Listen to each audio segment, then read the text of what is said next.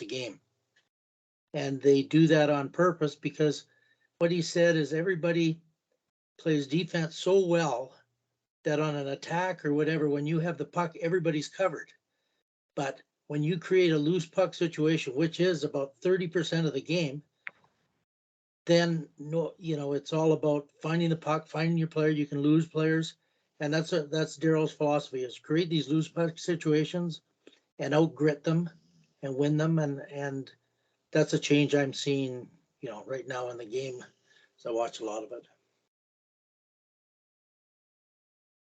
So what's your thoughts there? Yeah, my thoughts. First of all, the first question, I thought about it a lot because it's a problem. Like we would like, and I don't even talk about Leafs, doesn't matter what coaching situation.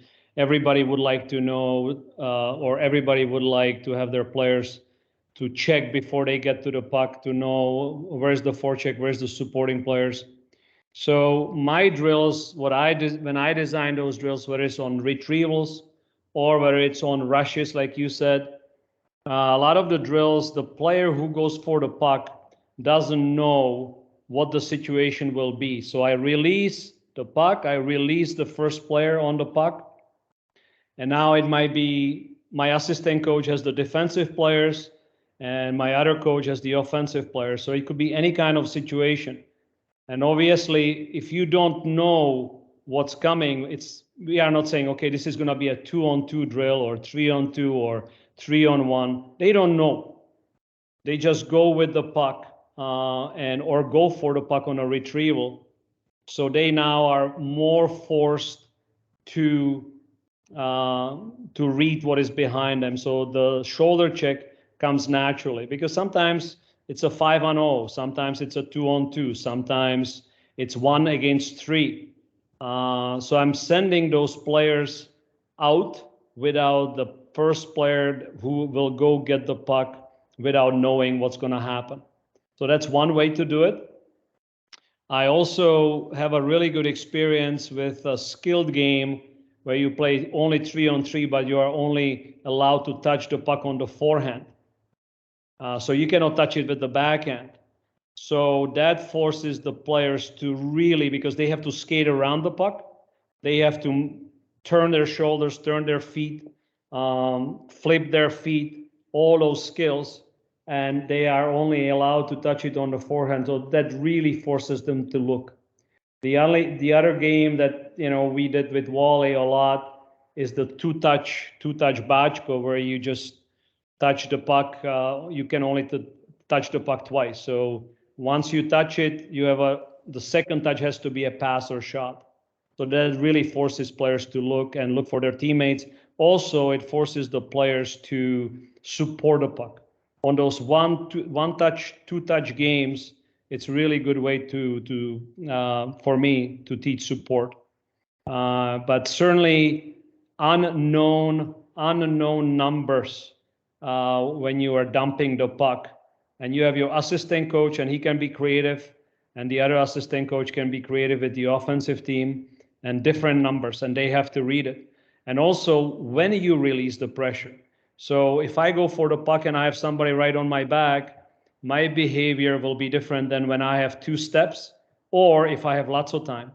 So now I think Kim did a great presentation on the tight turns, on the deception. So now you add to it, read how far the pressure is. Is it right on my back?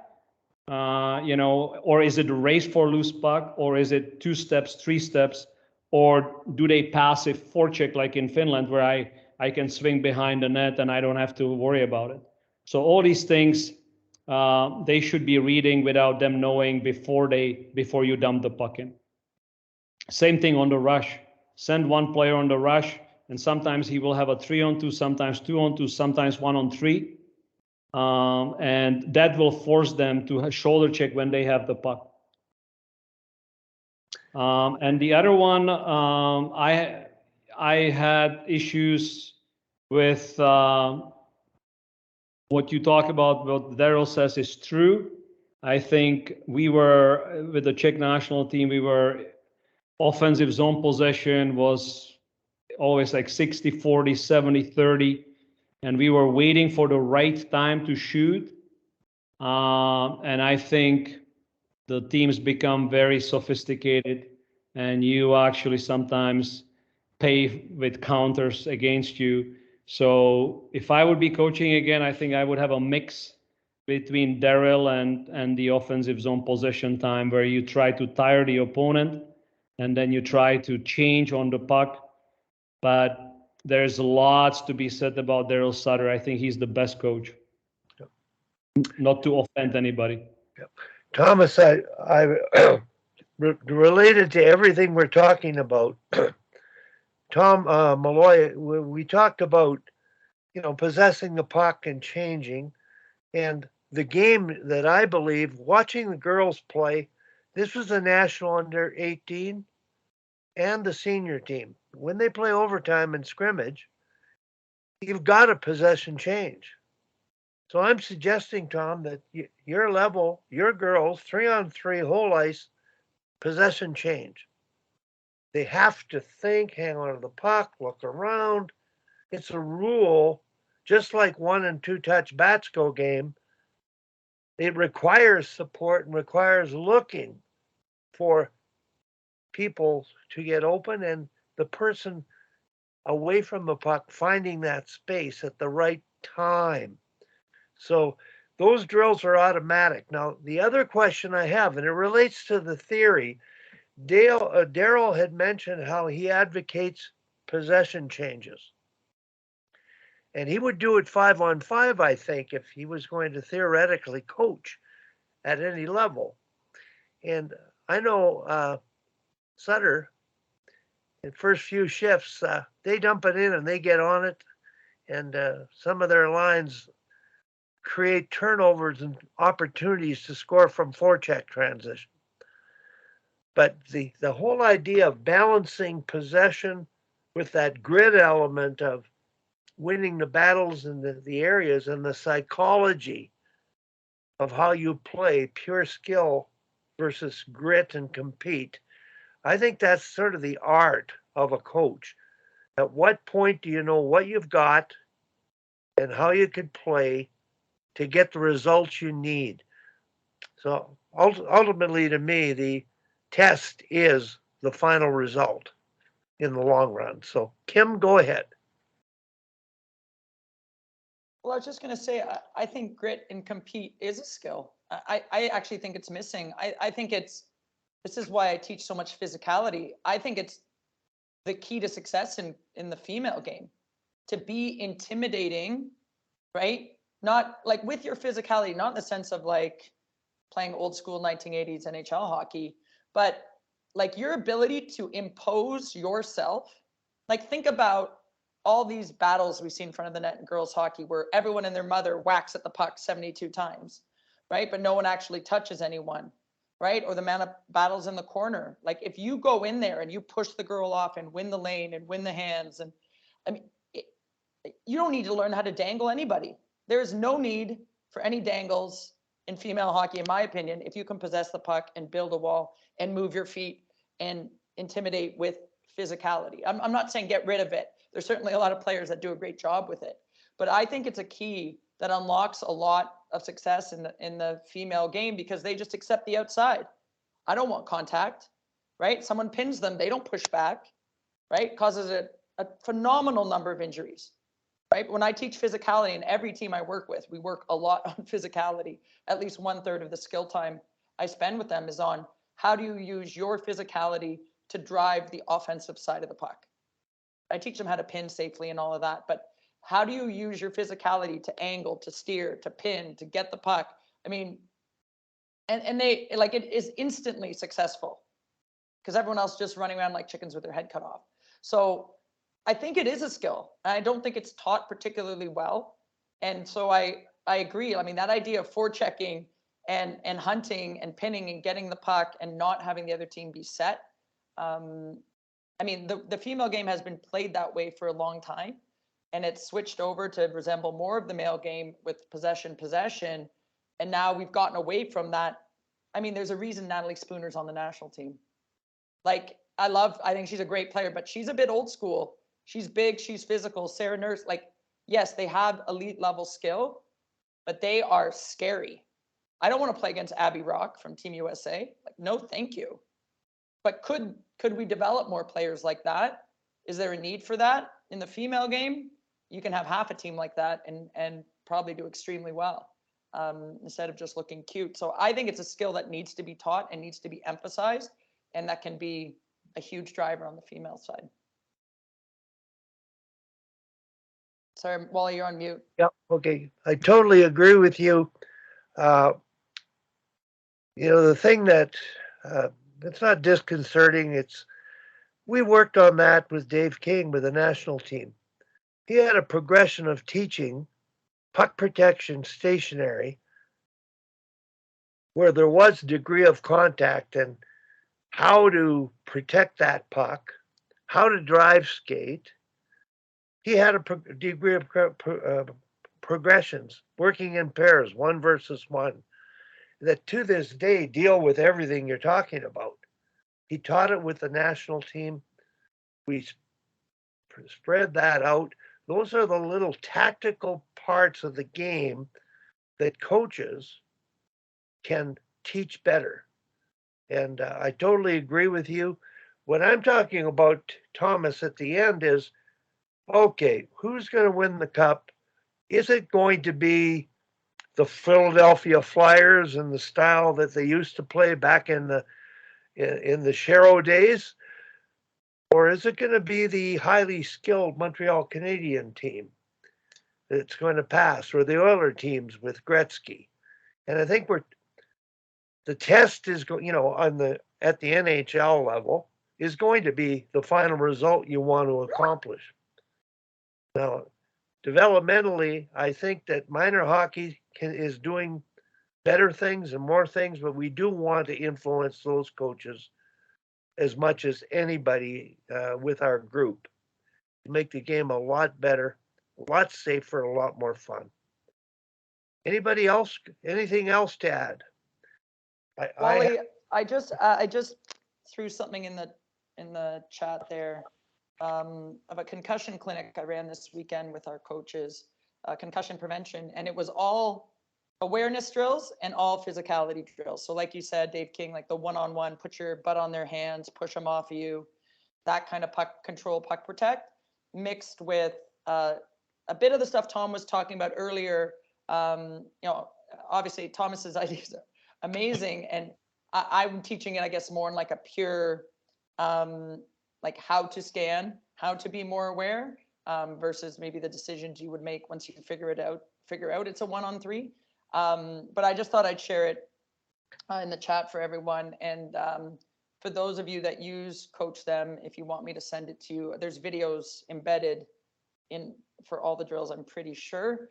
Yeah, so if anyone wants that version of it, I'm happy to share it as well. But that would be those little, I use those a lot as like drills between the drills.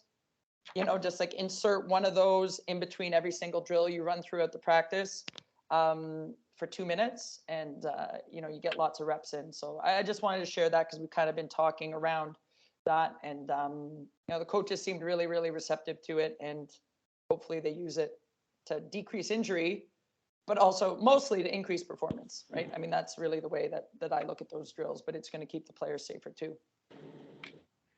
Tom had his hand up, or I'm not sure. Go ahead, Tom. Tom Malloy? Yeah, sorry, I never took it down. I just listening to the comments and thinking how we could adapt it at our practices. Okay.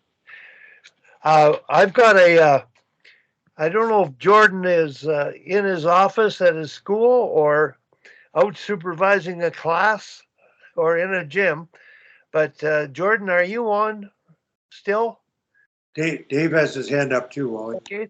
Well, we'll let Dave question, and then we'll come back to Jordan. Go ahead, Dave. So Tom, when I teach online, that's called a legacy hand when you leave it up too long like that. You forgot to put it down.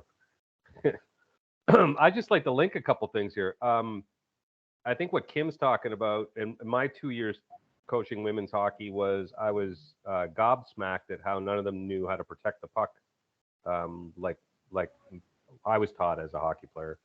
And I think when you learn how to use your body offensively, I think that links to our previous conversation about poise and hanging on the puck longer. Because once you understand how to shield the puck from the checkers, you automatically start to not fear having the puck stripped from you as much. And it creates the ability to have your head on a swivel and look for more opportunities to make plays because you're not panicking that somebody's going to strip the puck from you. And I just found once we started to instill in our female players that ability to use their bodies to create time to think when they had the puck, it just automatically built into better decision making because they were creating time and space. Not more space, I should say, just time. And I love the fact that Kim teaches that in the female game. I think that's definitely lacking. Dave, thank you. And Thomas, I'm throwing out another drill. You had brought up, like for the hockey IQ, the vision, thinking, support, the Botchko game. One thing on the physicality, on the boys' side years ago, when they eliminated body checking at Pee Wee, it was a real problem when kids went up to Bantam boys and there was hitting involved. So having mentored teams in the AA and AAA level in the boys' side, I had the team play 3-on-3 cross ice scrimmage where they had to finish the check at practice. Cross ice 3-on-3. And they could hit each other, and it was sort of it was an enjoyable thing. They were running each other. And one time I had a very aggressive player in the North Star organization that he finished the check too hard once, and the dad who happened to be at the practice was on my case about the safety issue. So that's the line I sort of had to face, where I thought it really helped when they went to play another game against another team the next time. They were far more assertive in their play, so it did work. Now, Jordan, I'm just curious about your thoughts. Any questions in terms of what you've heard? Jordan and I have worked together for years, Thomas, in female hockey, and primarily the bantam and the midget ages, and he's right now coaching a midget AA team. So Jordan, go ahead. Thanks, Wally. As always, there's lots to unpack whenever you're hearing people like Tomas share their story. And I was away for a little bit teaching grade 6 volleyball, so I missed a part of it that I'll be listening to later. But as far as the physicality thing, I'd just lean into that one a little bit. No pun intended. In that we really do work hard on trying to get players to play a little more physical, use their bodies well, but it's taken on a different lens this last season and this season in looking at more of what Daryl Belfry calls the surf angle, and making sure that you're getting hips in front of hips and going through hands to separate player from the puck. And it's not as much angle to contact the pin in many facets of it as it is angle to contact to go through hands, so that you can have toe caps pointing the right direction and make sure that you're going to be the team to come up with the puck. And that's been a really interesting shift, rather than seeing, especially when you're denying zone exits, with players going down the wall, or the D going down the wall and stacking up the wall to try and pinch that way, rather that they're surfing those players off. And yeah, the puck may leave the zone at times, but probably high 90% of the time we're coming up with the puck, and very few times is it turning into an odd person rush the other way when they're using the surf rather than trying to just pinch the wall. So that physical play is something that even the other day when we had some U13s out, We were working with them on it, the understanding of using your body to protect the puck when you have it and using your body to separate the puck from the other player when they have it. And so that's a key piece. And unfortunately, we have seen the other side of it where physical play goes awry. And we were playing a game on Thursday, and we had a player that she was going to retrieve a puck on the wall and turned her back in an area where probably shouldn't have, and the other player finished her, and finished her to the extent that she ended up getting an ambulance ride to the Children's Hospital to be checked out. Fortunately, nothing is broken. She's extremely whiplashed and sore from it, but it's that piece too, that we have to teach it in the right way so that we can teach players how to be safe as well. But there are times where